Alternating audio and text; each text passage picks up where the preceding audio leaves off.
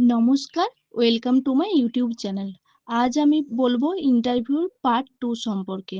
আজকেও কিছু কোশ্চেন আলোচনা করে নেব। আগের দিনের মতো কিছু কোশ্চেন তোমাদের কাছে নিয়ে আসবো, যেগুলো তোমাদের ইন্টারভিউতে কাজে লাগবে। তো এই কোশ্চেনগুলো আগের বছরের ইন্টারভিউতে কিছু কিছু স্টুডেন্টকে ধরা হয়েছিল, সেইগুলোর মধ্যেই কিছু আলোচনা করে নেব আজকে। তো তোমরা ভিডিওটি প্রথম থেকে শেষ অবধি দেখতে থাকো, আর চ্যানেলে যদি নতুন হও অবশ্যই চ্যানেলটিকে সাবস্ক্রাইব করে দিও, আর ভিডিওটি ভালো লাগলে অবশ্যই একটি লাইক করে দিও, আর বন্ধুদের মাঝে প্রচুর প্রচুর পরিমাণে শেয়ার করো। তো চলো দেরি না করে ভিডিওটি শুরু করা যাক। তো তোমরা শেষ পর্যন্ত দেখতে থাকো কি কি কোশ্চেন নিয়ে আলোচনা হচ্ছে। তো first question, what is IPV, অর্থাৎ আইপিভির ফুল ফর্ম কি? আইপিভির ফুল ফর্ম হলো inactivated polio vaccine. Then, weight of healthy newborn baby, healthy newborn বেবির ওয়েট কত, নর্মাল ওয়েট কত? তো এটির অ্যান্সার হলো 2.5 কেজি থেকে 3.9 কেজি। তারপর বলবো একটি ইম্পর্টেন্ট কোশ্চেন সম্পর্কে, যারা মেডিসিন ওয়ার্ডে বা সার্জারি ওয়ার্ড বা যেখানেই ডিউটি করো না কোনো, তাদের এটি জেনে রাখা খুবই দরকার, কিভাবে আমরা মেডিকেশন দেবো। ড্রাগ অ্যাডমিনিস্ট্রেশনের 10 রাইটস যেটা, সেই সম্পর্কে এখন আলোচনা করব। তো কোশ্চেনটি হলো 10 রাইটস অফ ড্রাগস অ্যাডমিনিস্ট্রেশন। তো অ্যান্সারটি হলো, first, right time, right client, right drug, right dose, right method অথবা route, right history and assessment, right documentation, right to information and refuse, right evaluation, right information and health education. তো এইগুলোই হলো 10 rights. আমাদের প্রত্যেকটি নার্সের medication দেওয়ার সময় এই 10 রাইটস অবশ্যই ফলো করে চলা উচিত। এই 10 রাইটস সম্পর্কে আমি ডিটেলস একটু বলে নিই। রাইট টাইম, তো মেডিকেশনটা যে টাইমে আমার ডক্টর অ্যাডভাইস করেছে সেই রাইট টাইমে সবসময় পেশেন্টকে দিতে হবে, সেই টাইম মেনটেন করে পেশেন্টকে দিতে হবে। এরপর রাইট ক্লায়েন্ট, তখন প্রথমেই নাম, পেশেন্টের নামের কার্ডের সাথে, টিকিটের সাথে নামটি, পেশেন্টের নাম মিলিয়ে নিতে হবে। তারপর টাইমটা দেখে নিতে হবে, পেশেন্টের নাম, বয়স, তারপর তার মেডিসিনটা আছে নাকি, এগুলো সব দেখে নিতে হবে। রাইট ড্রাগ, রাইট ড্রাগ, প্রথমে মেডিসিনটাকে দেখে নিতে হবে, মেডিসিনটা ওই মেডিসিনটাই আছে কিনা সেটা দেখে নিতে হবে। রাইট ডোজ, তারপর ডোজটিকে দেখে নিতে হবে। Then right method and route, method এবং রুট, কোন রুটে দিতে বলেছে, সেটি আইএম হতে পারে, আইভি হতে পারে, সাবকিউটেনিয়াস হতে পারে, তো এইগুলো আমাদেরকে দেখে নিতে হবে। Then right history and assessment, তারপর আমাদেরকে হিস্ট্রি এবং অ্যাসেসমেন্ট অ্যাসেস্ট করে নিতে হবে পেশেন্টটিকে।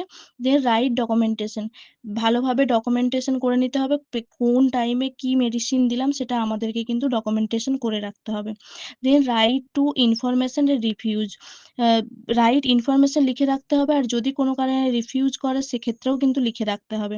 দেন রাইট ইভালুয়েশন, খুব ভালোভাবে ইভালুয়েট করতে হবে, মেডিসিন দেওয়ার সময় খুব ভালোভাবে ইভালুয়েশনটা করতে হবে। Right information and health education, right, তাদেরকে পেশেন্টকে রাইট ইনফরমেশন দিতে হবে এবং সেই সব সম্পর্কে তাদেরকে হেলথ এডুকেশনও দিতে হবে। Next question, name of the medicine which is used at the time of normal delivery, এমন কিছু মেডিসিনের নাম বলো বা এমন মেডিসিনের নাম বলো যেগুলো নর্মাল ডেলিভারির সময় ইউজ করা হয়। তো অ্যান্সারটি হতে পারে অক্সিটোসিন, মেথার্জিন, এগুলো হতে পারে। Next question, full form of SARI, অর্থাৎ SARI এর ফুল ফর্ম কি? তো অ্যান্সার হলো severe acute respiratory infection. Then question হলো full form of SARS, SARS, তো এর ফুল ফর্ম হলো সিভিয়ার অ্যাকিউট রেসপিরেটরি সিনড্রোম। তো দুটো একই রকমের, একটি ইনফেকশন এবং একটি সিনড্রোম। নেক্সট 7 নম্বর কোশ্চেনটি হলো, when a mother has PPH, কখন একটি মাদারকে পিপিএইচ বলা হবে, পোস্টপার্টাম হেমারেজ হয়েছে বলা যাবে। তো উত্তরটি হলো, when greater than 500 ml bleeding or blood loss, যখন একটি মায়ের নর্মাল ডেলিভারির সময় বা ডেলিভারির সময় 500 ml এর থেকেও বেশি ব্লাড লস হয়ে যায়, তখন তাকে পোস্টপার্টাম হেমারেজ বলা হয়ে থাকে। ডেলিভারির পরের অবস্থাতে আর কি, ডেলিভারি হয়ে যাওয়ার পরে যদি 500 ml এরও বেশি ব্লিডিং অথবা ব্লাড লস হয়, সেক্ষেত্রে তাকে আমরা পিপিএইচ বলে থাকি। নেক্সট কোশ্চেন, হোয়েন স্টার্ট পার্টোগ্রাফ, তো কখন আমরা পার্টোগ্রাফ করা স্টার্ট করব বা পার্টোগ্রাফ আঁকা স্টার্ট করব? তো অ্যান্সারটি হলো আফটার 4 সেন্টিমিটার ডাইলেশন।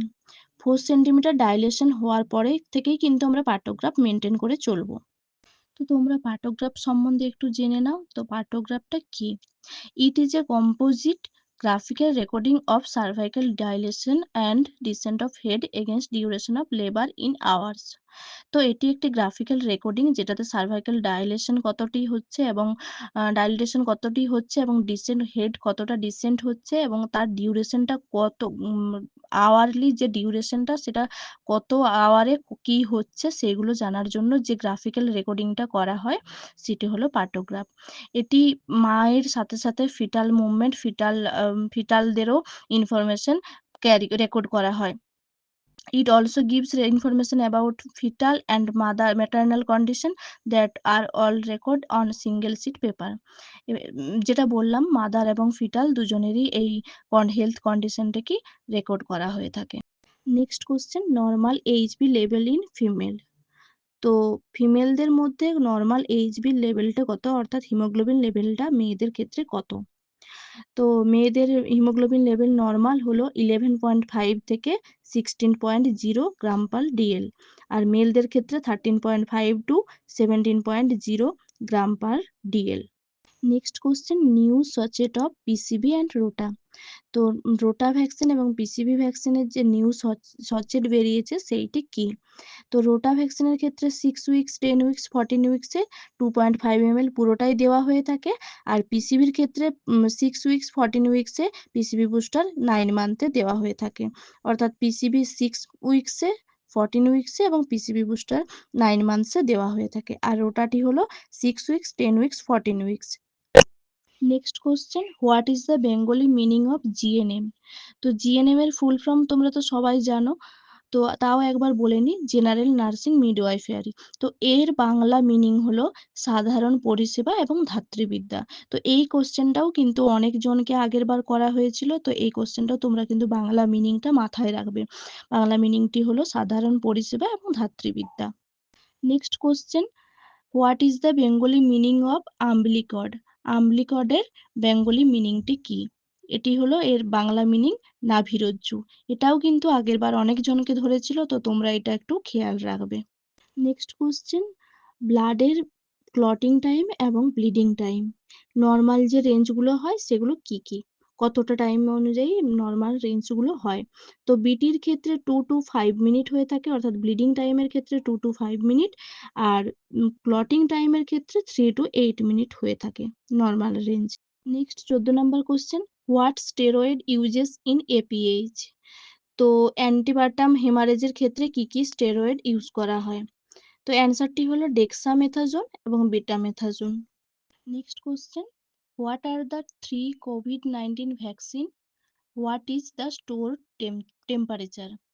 তো কোভিড-19 ভ্যাকসিন যে 3টি দেওয়া হয়েছিল সেগুলো কি কি এবং কত টেম্পারেচার সেগুলোকে স্টোর করা হতো?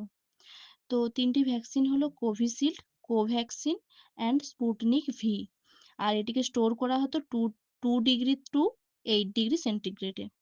তো আজ আমি আরো 15টি কোশ্চেন সম্পর্কে আলোচনা করলাম। তো তোমাদের আরো যদি কিছু জানার থাকে সেক্ষেত্রে আমার কমেন্ট সেকশনে এসে কমেন্ট করো, আর যদি ভিডিওটি ভালো লাগে অবশ্যই একটি লাইক করে দিও। তো আজ এইটুকুই, ধন্যবাদ।